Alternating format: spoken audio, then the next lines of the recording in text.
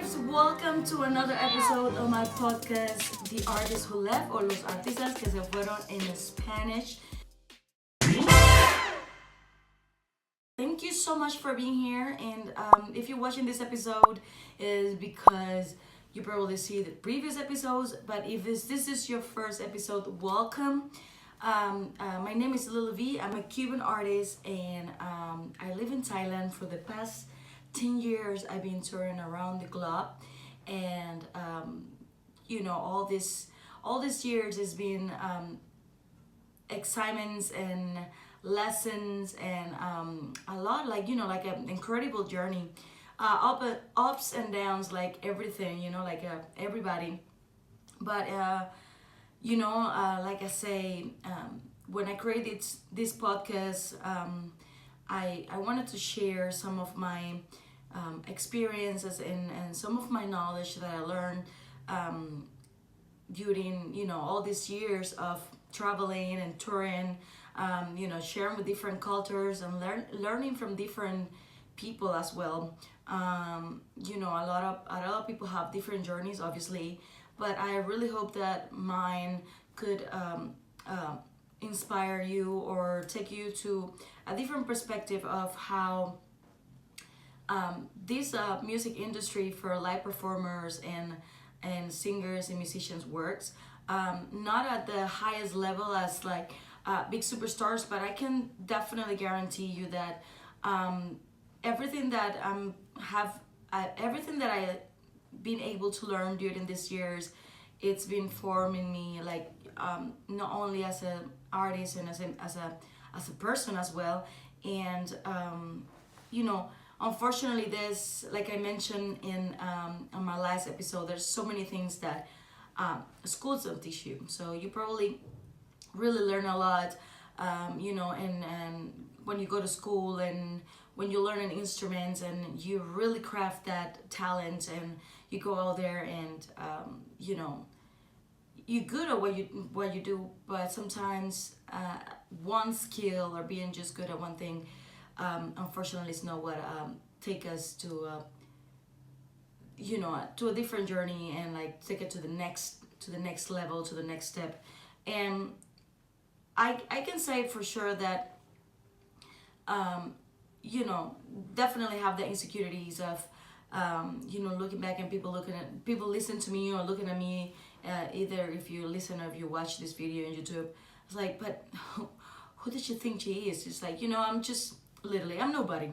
But I thought that to share my experience with you guys, especially for the ones who are there and are struggling, or the ones who have doubts of starting the music career and going out there and say yes to the contract, or like sometimes life just put us in front of challenges that we have the options of take it or not, and it's up to us.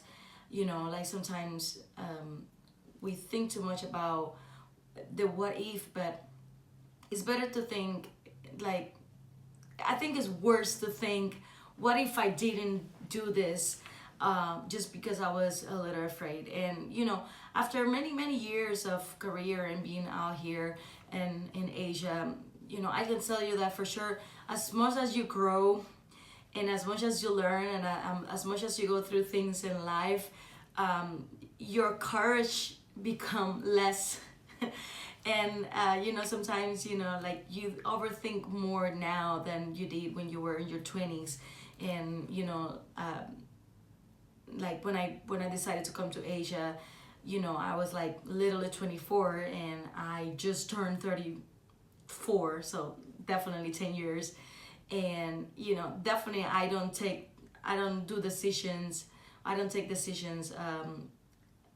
the same way as I did when I was younger. I definitely thinking more. I think if the opportunity of coming to Asia will be put in front of me right now, I don't know, I probably think it twice. Not like I did that time. It's like, okay, this is where I gotta go, let's do it.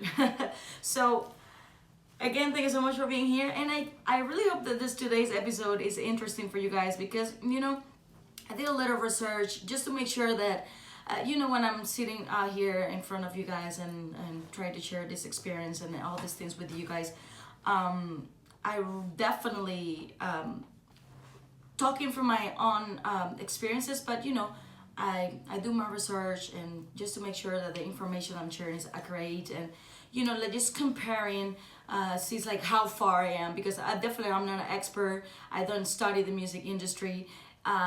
Everything that I'm sharing with you guys out here is really based on my experience and my knowledge and the things that I had to learn through all these years. I've been in Asia for more than 10 years, but back in Cuba I have also another 10 years of career, and I started singing when I was a kid. I was like 9 or 10 years old. So for sure, there's a lot of things that you can learn in like 20 years, even if you start at a very young age or you start a little late. But today's episode, I want to talk about something that really caught my attention, and didn't get my attention because I was looking a lack of it. It's just like, sometimes people come to you and they say like, oh my God, you're amazing, or your performance and this and that, and how do you do this? So there's no more weight, and this is not about like me being amazing or anything. Like I say, I'm nobody. I'm just here trying to help you and trying to like encourage you to do that step and be better, you know what I mean? And also coming from a place where I wish, like I said in previous episodes, I wish that the information that I'm sharing here, I had it when I was starting in this musical journey, around the world. So no more talking, Lord. Okay, so today we're gonna be talking about live performance strategies. If you do this, I guarantee you will succeed in the music scene, in your performance. You will feel more confident. You will definitely grow and will have more gigs, more shows, and definitely more money. And growth is important, being a good person is important, but while we're in this music business, as a business, we need the money. So the better you are, the better you become, more opportunities will come knocking at your door. So today we want to start, I want to start like my first strategy. I want to say that it's so important to know your audience. When we're talking about knowing your audience, we talking about like researching the venue and the demographic that is gonna be the day of your show. For example, in my case, if I got a call for a show and I never been in that place, what do? I usually, if I have some time, I will say, okay, on this day I'm just gonna go to this venue. I'm gonna see what are the vibes that is happening in there. I'm gonna see what's the type of people that are visiting, and there's like if they're local people or there's more tourists, or it's like the demographic is like certain type of age that goes to this place, or see the person who's performing, like analyze what's the reaction of the people, because sometimes we go to places and we have no idea what we're gonna do, or we might have a plan, but we want to talk about that a little later. So I definitely suggest to go to the places and sit down there as a guest, as a customer, not as an artist, and analyze. Okay, go to the place, check the venue, look at the people's vibe, how they're reacting to the music that I play, and what's the age that goes there. Of course these things can vary and be different, but you at least have you at least have an idea of what happened in places like that, and that's way much better than just showing up in a place and just have a plan, and then the plan is like, okay, this is definitely not working, or it's not going to work, etc. Now, what happened if you don't have access? Like, let's say like your venue is like a wedding in another city or in another country, and you know, or it's just like a corporate event. Usually when you have your organizers, you will you know, they will definitely know those details. And I think you should ask, okay, what's the type of the event, like what's the age around the people if it's corporate event. Sometimes they have a theme of the party, you know. Sometimes like, hey, the theme of the party is like Freaky Friday. So you know it's just gonna be freaky fun, and everything needs to be like upbeat and blah blah blah. And or just like 80s parties. And okay, so you know you have to like see, like, you know, analyze those things, and the organizer usually will have that information for you. And you know, be ready to, when you go to that place, look around and you know, find those details for yourself. One thing that is very important when we're doing this part of getting to know your audience is being very adaptable, you know what I mean? Because one thing that is important, and one thing that you can benefit from knowing this audience and these places is like, sometimes you go in the places with an idea, or you know, promoters or the managers of the place, they advertise the show as something, and then it's something completely different. And then you're like, literally, you're like, oh my god, I'm so messed up right now, you know what I mean? So just get there and be adaptable to the conditions and the things that you see around that might benefit to your performance, even though the conditions in the place are not 100% your conditions. You know, like those things that are up to you is optional. It's very subjective. What works for me might not work for you. What it worked for you might not work for somebody else. And one thing when you get there, and you know, trying to get your audience, one of the things that's important is try to read the room. I'm a very observant person, and I really like when I go to places to okay, let me see where is the vibe in here. It's like people are jamming, or they are like very hype hop, or they're really chilling and having conversations, because it happens. And this is something that I want you guys to pay attention to this. Sometimes management and places where you go, like especially if you work in hotels, they was like, we just want fun, and we just want you to get out there and get it, and make sure that people answer. Okay, yes, yeah. That's important. Making people have fun is important. But if you don't know how to read the room, you might get in trouble disturbing the people. Because, for example, I work in places where, even though it's a bar, people go afterwards and they still having meetings. They're still with the laptop on. They're still having like a conversation. They don't want to be interrupted. So imagine that you're like, okay, this is a bar, and the manager say that I really need to do this, and you go there and interrupt the whole shit, and they will like bro, you know. And then we blame the customer. Oh my god, this customer is such an asshole. Oh, this customer was so rude to me. So you have to learn how to read the room where you are, and make sure that you are adaptable to the vibes that you're seeing in there. Work gradually to set up the vibes that are the goal. Okay, the goal is the party.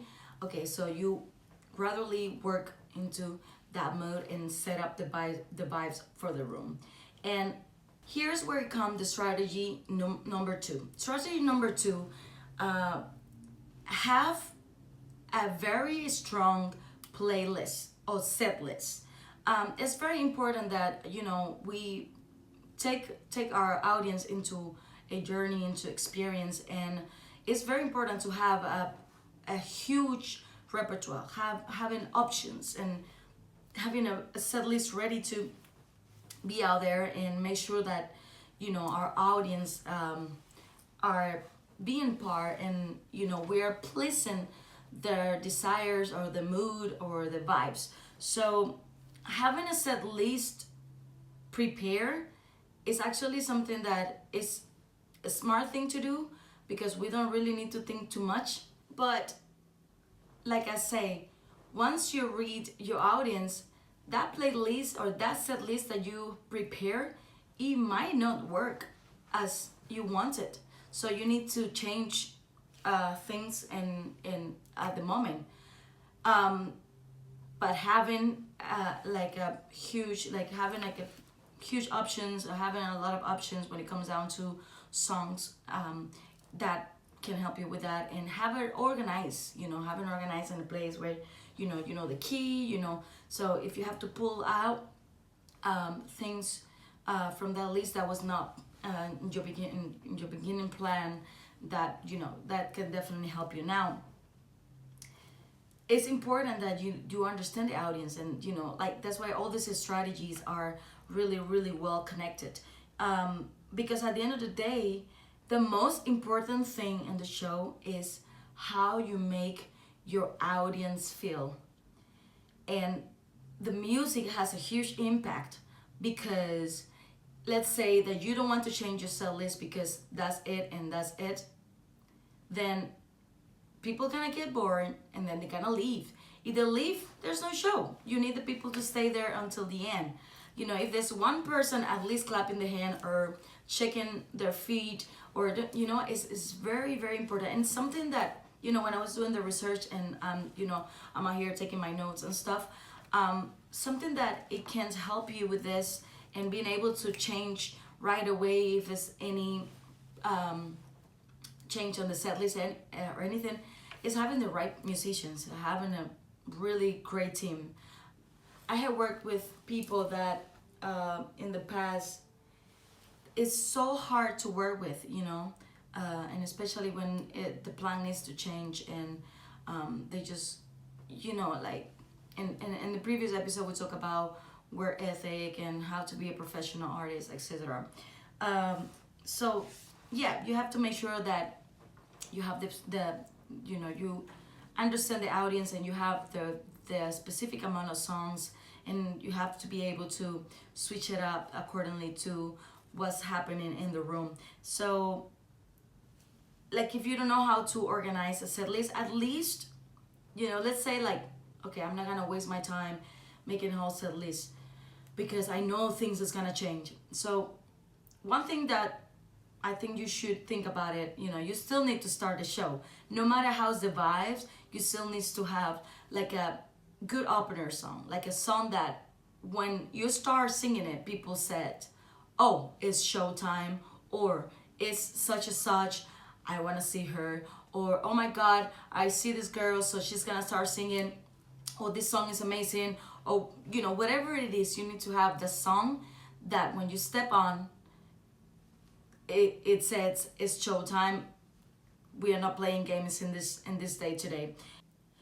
Something that is very important is trying to keep that energy.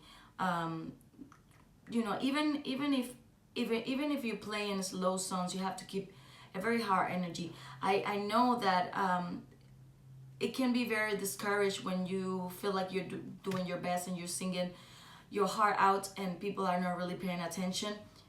It's your job.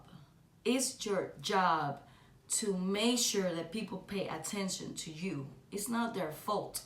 If they're boring, like I say, if they're boring, they will go. So you have to make sure that they can read the energy. If everybody on the stage is looking like they're tired, or they're like yawning, or they're looking like they're boring, that's the same energy that you're gonna transmit to them. And then even if you have the biggest song of the year, sing it, or you're the best singer, they will not notice, because people read that energy. So just keep your energy no matter what. While you're planning your set list, it's important to include like well-known songs, or songs that are popular at the moment, and for a fact that people will sing along, and then you can use that as part of the engagement, and make sure like the people are having fun with the songs that you sing it.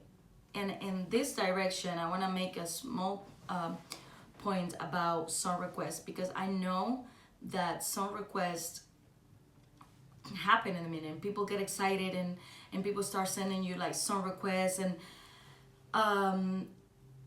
I know that as a musician, as a singers, we feel in the obligation to, no matter what, we need to know this song request. And having people requesting songs from you are not it's not a really a bad thing. Actually, it means that they are paying attention, and they might feel connected to a specific song that you sang, or a specific sound. Like they say, okay, oh my god, she's singing this song. I think, you are connecting with the people, so people are connecting with you. And song requests are really not a bad thing. And like I said, sometimes you might feel that pressure of not knowing the songs. And in this direction, one thing is, like, song requests are not an obligation. And this is my very personal opinion. If you have a different opinion, I would love to know, what do you think about song requests. And especially when it comes from a very demanding customers. When you play in places that are regular, you will find the type of customers are very, very demanding. Sometimes becomes a little bit rude. And we can get that, in that mode of like stressing out. It's like, oh my God, I don't know. So like Thai people say, sabai, sabai. Don't panic. Don't panic, because there's a solution for this. If you don't know any specific songs, which is completely normal, because we are not CD players and we are not in a karaoke room, you start, okay, if somebody's requesting a song from an artist and you don't know the song, there is a 100% possibility that you know at least a song from the artist. And you might negotiate. It's like, okay, how about we do this song instead? And I know the customer will might feel like, whatever, there's not the song I want to sing, I don't know the song I want to hear. You are in the way to doing your job still and pleasing 50% the customer desire for listening a specific song. Like, I mean, me particularly, I feel like sometimes I'm trying to work up on the vibe, and people are very demanding. Like I say, like some customers are very, very demanding. It's not a bad thing. We just got to like work what is best for us and what is best for the situation. Find the right solution at that moment. Sometimes we feel like the song request needs to be played right away. I like, no. Finish what you're doing, play another song. And I think you also educate your customer to have patience, like not everything will be at the moment that you want it. I mean, definitely I have a lot of opinions about this. Please let me know yours, because I would love to know how you handle this. So talking about song, playlists and songs, we move into the number 3 strategy, and this is rehearsals. A lot of people don't take rehearsals seriously, and it's really a very bad shot to going to places or going to rehearsals where people are not prepared. And I want to make this point right here, because rehearsals are as important as the live show. And is people shouldn't go to rehearsals to learn the song. And there's a lot of people who unfortunately do that, and it makes everybody waste their time. And if you're one of those people, please stop doing it. Do your homework, find a time, and because the only thing that you're doing is, 1, the respecting yourself, 2, the respecting your colleague, and wasting everybody else's time. When in the previous episode we talked about what make you professional, and one of the things that I say is, if you are one of those people that think that you know everything, or the thing that you can figure out everything at the moment, oh, this is too easy, blah blah blah blah blah, don't do it, you know, because they're respecting everybody else. The only thing they do is just push you away from opportunities. And people don't like to work with assholes, or people who think they know everything, or people who think that they are like the center of the world. So, you know, like in my case, I rather work with people who are prepared, and that when I show up on a rehearsal, they know their part, than working with somebody that somebody says, oh, you should work with this person, he's so talented, he's so skilled, or whatever. It's like, yeah, good with your skills, very good. I think rehearsal is the most important, one of the most important parts of like when you're preparing for a performance. One, because everything that you do in the rehearsal, you would do in the show. And everything that you don't do or do wrong in the rehearsal repeatedly, you will do it on the live show. Let's say if you have a problem, if you know that you have a problem engaging with your audience, I think in the rehearsals you should practice those transitions words. And you know, I realize that sometimes people or singers start making a whole dialogue in between songs, and that's not the goal. That's, you don't need to talk too much, you know, just find the right transition words. And you know, like for example, okay guys, let's sing this song together, and boom, you start singing this song. It's party time, let's put your hands in the air. So but all of those things, it needs to be practiced in the rehearsal, so you know,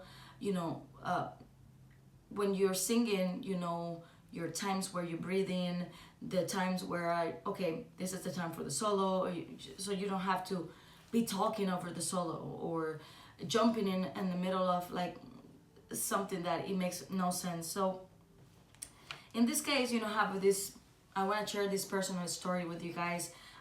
When I left Cuba to tour, you know, I started touring internationally when I was 24 years old, and I left Cuba, and you know, one, I didn't speak English, and two, I didn't even have English songs. So I definitely have to work double to be okay, you know. Not I don't want to say to be good, because it took me a long time, and I think that there's still a long way to go. So you know, I definitely struggle a lot, but I was very lucky to have good mentors and good people that were there willing to help me and were very patient with me. So like for example, until I become confident enough to speak the language, I knew that every time I learned a new song, I need to write down you know, those connecting words. Like for example, if I know that I need to introduce a song, I will write down you know, let the other person finish, and it's time for you to sing, and then you're like, all right, let's do it, you guys. The next song is called such and such, sing along, or whatever was the word, you know, like. So I think in the beginning I pick up like 3-4 phrases, so it was not the same all the time. So until I have that an automatic pilot in my system, I didn't need to write it anymore. I just need to learn the songs, and everything will be you know, everything start going smooth with that, because you need to train your subconscious and having that there. But it's nothing bad to like writing it down and practicing on the rehearsal while you singing the song from end to the top. You know, going back again of like how important is the rehearsal and how you shouldn't go to rehearsal to learn. Rehearsal is really the place to tie up you know, those details where everybody, you know, after everybody did their independent work. And you know, I think if you follow that, everything will be much more smoothly, and you will save your time and you will save your money. You know, rehearsal rooms cost money, and you know, why you need to pay 2 hours rehearsal or 3 hours rehearsal when you can do it an hour and a half.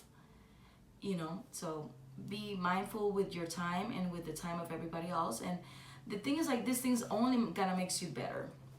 So moving to our next strategy, and so like this is strategy number 4. One thing, when I was talking about the song, the song list, and how important is to make sure that your audience is having fun.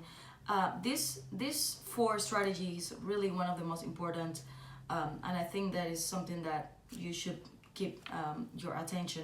This is like engaging with your audience. And sometimes people focus too much on their singing, and they say like, well, I have a very shy personality. I don't know how to do it. And I want to tell you this, and I want to say like really this clear.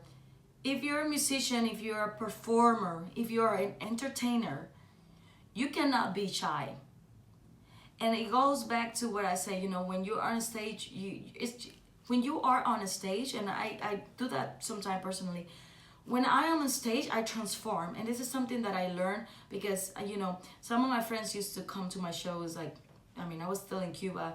And I remember one of my very good friends, that was my neighbor, he said, oh my God, you transform when you're on stage. You're two different people. And yes, that's important, I'm not saying like my personality and me now and me on the stage are way too different. I'm very extrovert, but sometimes I'm introvert at the same time. But I think when you are on a stage, you're somebody else. You are a character. You are a person who are there to make other people have fun and transmit emotion. And engaging with your audience is key to be successful and have a good time yourself. So sometimes people think that when you have to entertain, you have to do 10 minutes choreography and jump and do splits and flip around and do all the stuff, when that's not really it. That's not really. And sometimes you just need to transmit your emotion and make sure like everybody on stage is happy. Having a good connection with your musician is something that it will help you to connect with the crowd too. Because if you rehearse and if you have a good set list and you have a good people around you, you don't have to think too much, but have fun yourself. If you have fun yourself, you will transmit that to your audience. And one thing that is very important when you're trying to engage with them are like, use the call and response techniques.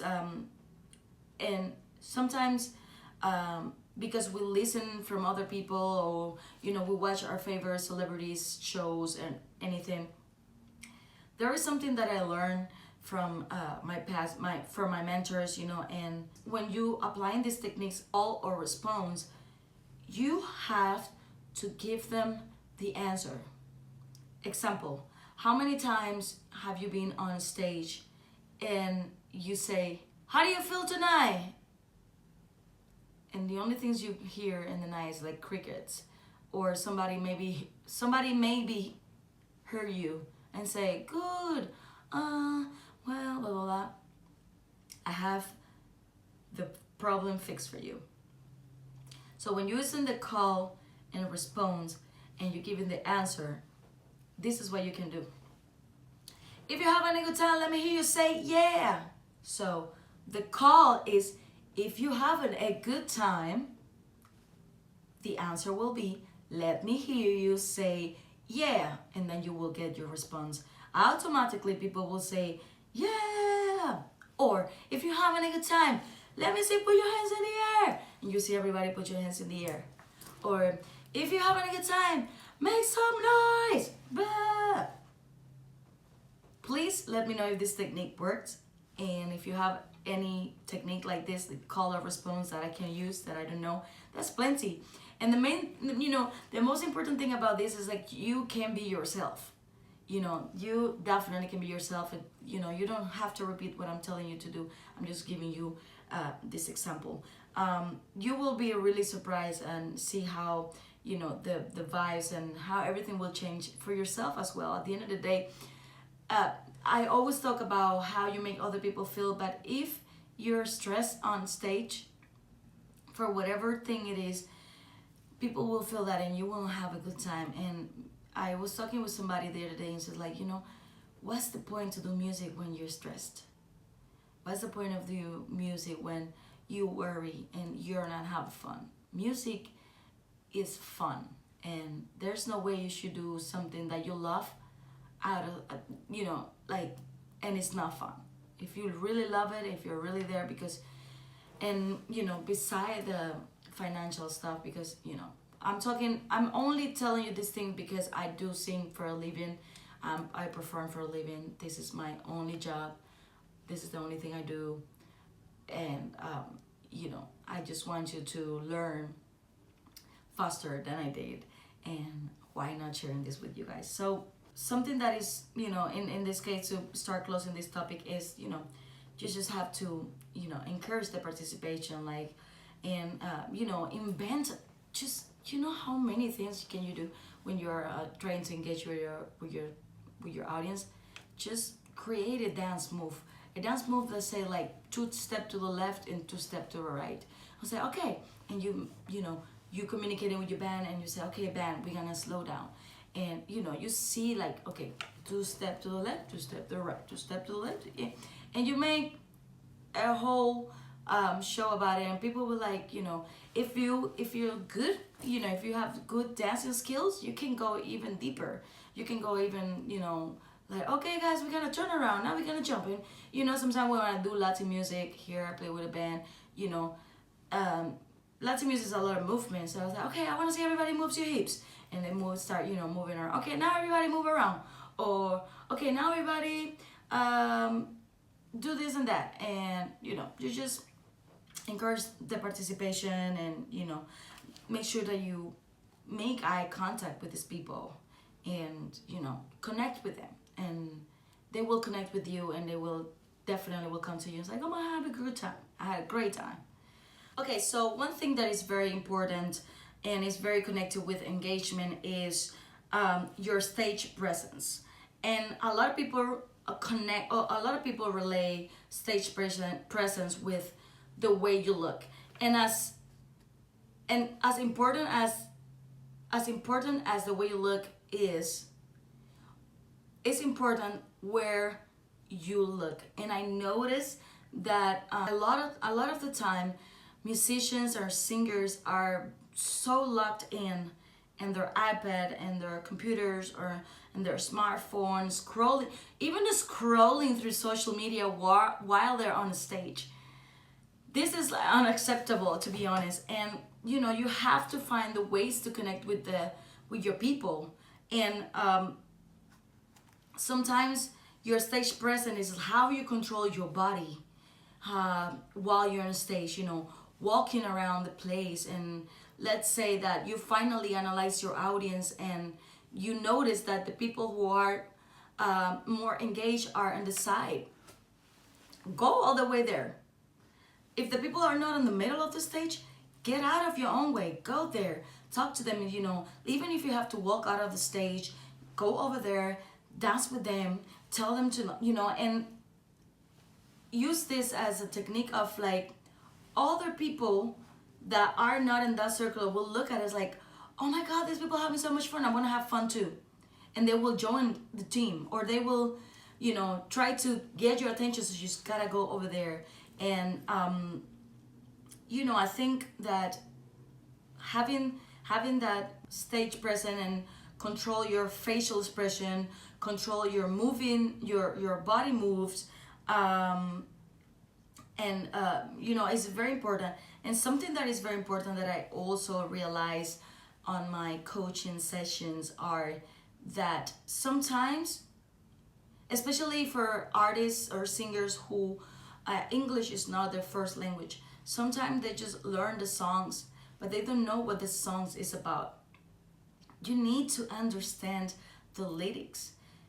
If the song is about a breakup, you cannot look there like you're super happy unless it's like the song is, you're very happy because you break up. You know what I mean? But what I mean is like you need to understand the lyrics, because for example, if the song you sing is like, oh but my head hurts, and then you're like twerking, you need to connect, so your crowd, your audience can connect to that, you know. And as much as it's important to make people happy and like dance or whatever, sometimes there are people that their emotions are a little bit deeper, and some people like, oh my god, you make me cry.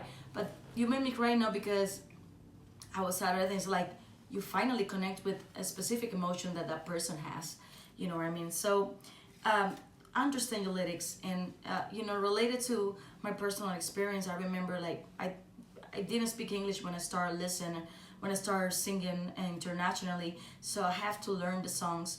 And you know, and I used to learn the songs in both languages, in Spanish and English. So I take my song, I translate the song to my language. Okay, this song is talking about this. Now, okay, now I can go and sit down. And that, you know, helps me also to learn English. So I always say, like, people ask me like, you learn English so fast. I mean, it only through music. That was the thing, you know. So yeah, is, you know, all these strategies are completely connected, you know. And if I think it's very important to you know, if you feel like any of these strategies being you know, like a red flag for you, and you need any help or anything, just let me know, and I hope you can start seeing these things in a different way. Last but not least, our last strategy is prepare for the unexpected. And you know, have a plan for technical issues, or have a plan for any situation that could happen. I think one of the first thing is just like keep calm, and you know, communicate with your audience. And if it's, you know, if let's say like you have a big something happen, your microphone I don't know, stop working, or let's say the guitar player string fell off, you know, if it's not something too serious and you have people engaged and people are looking at it and you don't want to lose that attention, you can even make a joke like, oh my god, he was playing so hard, so good that his string couldn't hold her, you know. Just like find, and look, if you're not a funny person, if you think that your jokes aren't good or something, don't try it, because you will probably scare your audience and lose them forever. But no, I'm just joking. But anyways, you know, like stay calm. Like for example, if you're a singer, it happens sometimes that like for example, my microphone sometimes if the connection around is not good, it will start getting on and off. So you know, I learned that I have to go through my router and change the frequencies. Or you know, singers, I think is minimal to learn how to set up your own microphone, and you know how, at least know what is, you know, about your EQ, the sound that you like have always like extra batteries if you have microphones, have extra cables. Musicians, you know, how many times we've been in places where they don't have the right cables, or you know, if you use your instrument every day, something might broke, so you need to have a replacement every time. And it's very important when you still calm, it's just like try to make sure that you're still kind, you know, no matter the difficulties that you may encounter. You have to keep your kindness. And you know, a lot of things happen daily, and a lot of things happen to people like us, you know, like your own musicians or technique. People go through to their own personal struggles and their own personal problems, and being kind to these people is a winning. And it is also, again, is one of those qualities that as a person, as a musician, it is worth to keep, and it's worth to have in consideration. Like I say in the previous episode and I mentioned today, people don't like to work with assholes and people who are bad. You can be the most talented people, but if you treat the other people's bad, and or you are like dismiss them or belittle them, then no, we don't want you around, honey. Bye bye, hasta luego. So, oh my god, closing up, I think this podcast has been a little bit longer, but I really hope that you find this helpful and very encouraged. And as I get prepared to record other episodes, make me realize my journey and make me realize the things that, you know, because my days are really like going fast sometimes. I don't appreciate it, or things that I actually need to like, okay, I need to go back to that. I need to start doing that again, because you know I can find myself following into routines or into bad habits, or repeating patterns that I see in other things. And you know, sometimes shaking yourself up and realizing that there's always room for improvement is something like very, very important, especially if, like I say, if you make a living for this. And you know, be different, but always be yourself. Keep your kindness, and I really hope that you know, you guys keep coming back, and I will try to keep finding more interesting topics to talk about it. Feel free to let in the comments something that you would like to know, or any type of topic that you would like me to talk about it. And yeah, share your techniques, share your experiences. I would love to know a lot about you, as much as I'm trying to letting you guys get into a little bit of my life and my journey and my experiences. So please don't forget to subscribe, like, and comment and share. And I hope to see you guys in the next episode. Don't forget to also follow me on all my social media platforms. And I'm sending you guys a big hug, a big love, much love.